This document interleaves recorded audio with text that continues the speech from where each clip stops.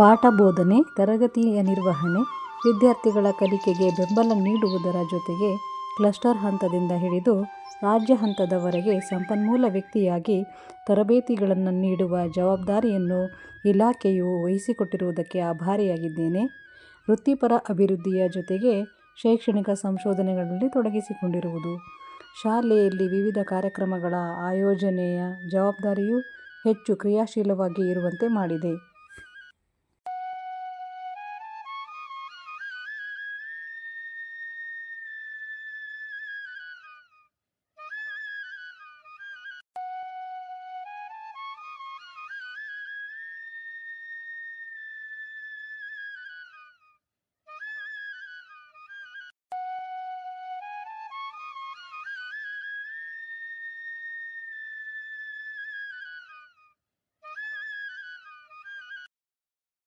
ಮಾತ್ರೆಗಳು ವೈರಸಲ್ಫೇಟ್ folic acid ಮಾತ್ರೆ ಯಾಕೆ ಕೊಡ್ತಾರೆ? ಈಗ ಫೋಲಿಕ್ ಆಸಿಡ್ ಮಾತ್ರೆ ಯಾಕೆ ಕೊಡ್ತಾರೆ? ಫೋಲಿಕ್ ಆಸಿಡ್ ಮಾತ್ರೆ ಈಗ ಏನ್ ಮಾಡ್ಬೇಕು ಅಂದ್ರೆ ವಾರದಲ್ಲಿ ಒಂದು ದಿನ ಈ ಮಾತ್ರೆಯನ್ನ ತಗೋಬೇಕು. ಊಟ ಆದ್ಮೇಲೆ ನೀವು ಈ ಮಾತ್ರನ ಡೈಲಿ ಪ್ರತಿ ಶನಿವಾರ ಕೊಟ್ಟು ನಾನು ಡೈಲಿ ಎಲ್ಲರೂ ಒಂದು ಮಾತ್ರೆ ಇಟ್ಕೊಂಡ್ರಿ. ಊಟ ಆದ್ಮೇಲೆ ನಾನು ನುಂಗ್ಬೇಕು, ಈಗ ನುಂಗ್ಬೇಡಿ. ಇಲ್ಲಿ ಫೆರಸ್ ಸಲ್ಫೇಟ್ ಅಂತ ಇವತ್ತು ಕಬ್ಬಿಣದ ಅಂಶ ಈಗ ರಕ್ತಹೀನತೆ ಆಗಿರುತ್ತೆ. ರಕ್ತಹೀನತೆ ಆಗಿ ಮಕ್ಕಳಲ್ಲಿ ಈಗ ಜಂತುಹುಳ ಆಗಿರ್ತವೆ. ನಿಮ್ಮಲ್ಲಿ ಈಗ ಜಂತುಹುಳ ಆಗಿರ್ತವೆ ಅಥವಾ ನಿಮಗೆ ಏನಾದರೂ ಅನಾಹುತ ಅಂದ್ರೆ ಆರೋಗ್ಯದ ಮೇಲೆ ಪರಿಣಾಮ ಆಗಿರುತ್ತೆ ಅಥವಾ ಪೋಷಕಾಂಶಗಳ ಕೊರತೆಯಾಗಿ ರಕ್ತ ಇಲ್ಲಂಗೆ ಆಗಿರುತ್ತಲ್ಲ, ಅದಕ್ಕೆ ಸಪ್ಲಿಮೆಂಟ್ ಆಗಿ ನಿಮಗೆ ಇದನ್ನ ಫೆರಸ್ ಸಲ್ಫೇಟ್ ಅಂದ್ರೆ ಕಬ್ಬಿಣದ ಮಾತ್ರೆಗಳು ಮತ್ತೆ ಫೋಲಿಕ್ ಆಸಿಡ್ ಮಾತ್ರೆಗಳನ್ನ ಕೊಡ್ತಾ ಇರ್ತಕ್ಕಂಥದ್ದು. ಇದನ್ನ ನುಂಗ್ಬೇಕು.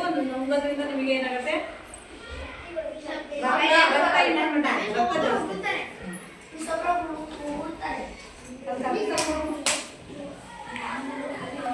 ಮಕ್ಕಳ ಆರೋಗ್ಯ ನೈರ್ಮಲ್ಯದ ಕಡೆ ಒಂದಿಷ್ಟು ಗಮನ ಹರಿಸುವುದು ಶಿಕ್ಷಕರಾಗಿ ನಮ್ಮೆಲ್ಲರ ಆದ್ಯ ಕರ್ತವ್ಯವಾಗಿದೆ. ಪೋಷಕಾಂಶಗಳ ಕೊರತೆಯಿಂದ ಮಕ್ಕಳು ಅನಾರೋಗ್ಯಕ್ಕೆ ತುತ್ತಾಗುವುದನ್ನು ತಪ್ಪಿಸಲು ಪೋಷಕಾಂಶಗಳ ಮಹತ್ವವನ್ನು ಮಕ್ಕಳಿಗೆ ತಿಳಿಸಿ ಅರಿವು ಮೂಡಿಸುವುದು ನಮ್ಮ ಕರ್ತವ್ಯವಾಗಿದೆ.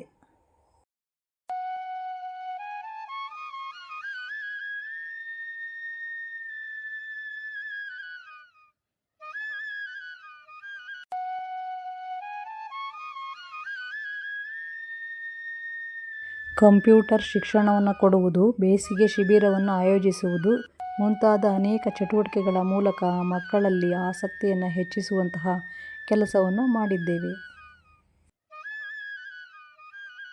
ಪ್ರಥಮ ಚಿಕಿತ್ಸೆಯ ಬಗ್ಗೆ ಮಕ್ಕಳಿಗೆ ತರಬೇತಿಯನ್ನು ನೀಡುವುದು, ಮಕ್ಕಳು ಪ್ರಥಮ ಚಿಕಿತ್ಸೆಯನ್ನು ಮಾಡುವಂತೆ ಪ್ರೋತ್ಸಾಹಿಸುವುದು, ಪ್ರಾರ್ಥನಾ ಅವಧಿಯಲ್ಲಿ ವಿವಿಧ ಚಟುವಟಿಕೆಗಳನ್ನು ಆಯೋಜಿಸುವುದು,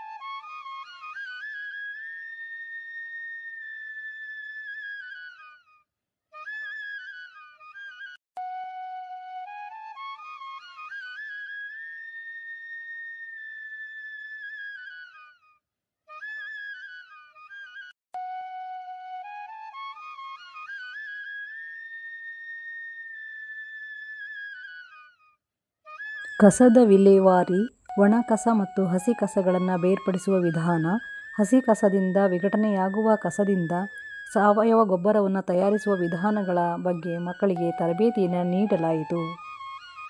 ಸಾವಯವ ಗೊಬ್ಬರವನ್ನು ತಯಾರಿಸಿ ಮಕ್ಕಳು ಶಾಲಾ ಕೈತೋಟವನ್ನು ರಚಿಸುವ ಸಂಕಲ್ಪವನ್ನು ಮಾಡಿದರು. ಸಾವಯವ ಗೊಬ್ಬರವನ್ನು ತಯಾರಿಸುತ್ತಿದ್ದೇವೆ.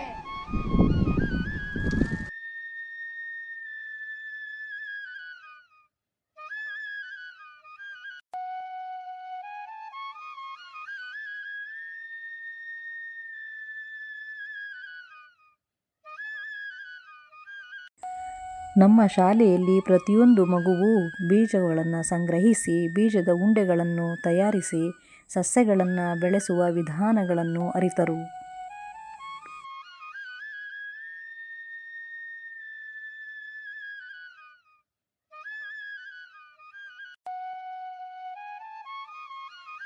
ಮಕ್ಕಳು ತಯಾರಿಸಿದ ಬೀಜದ ಉಂಡೆಯನ್ನು ಬಳಸಿಕೊಂಡು ಶಾಲಾ ಆವರಣದಲ್ಲಿ ಹಾಗೂ ರಸ್ತೆಗಳ ಬದಿಗಳಲ್ಲಿ ಗಿಡಗಳನ್ನು ನೆಟ್ಟು ಮಕ್ಕಳಿಗೆ ದತ್ತು ಕೊಡಲಾಯಿತು.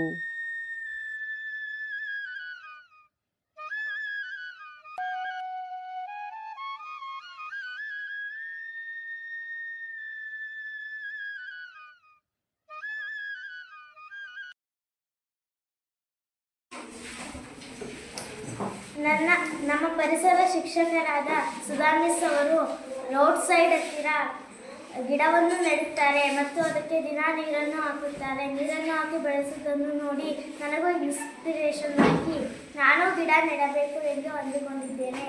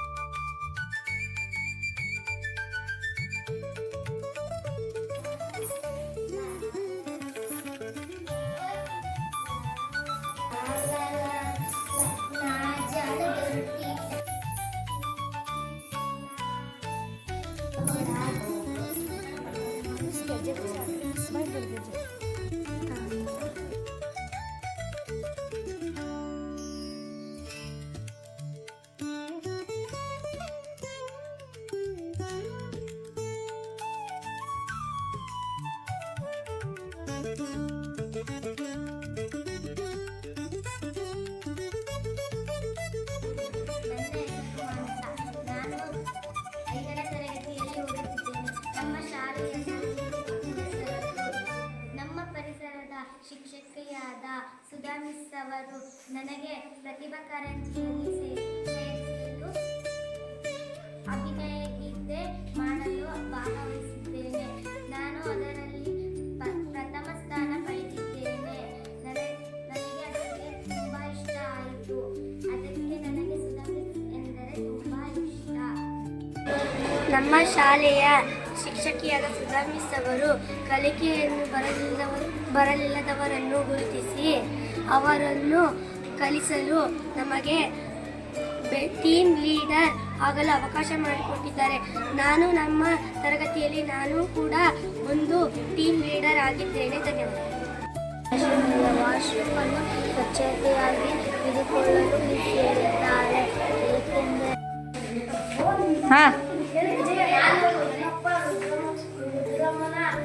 ಎರಡನೇ ಮಗ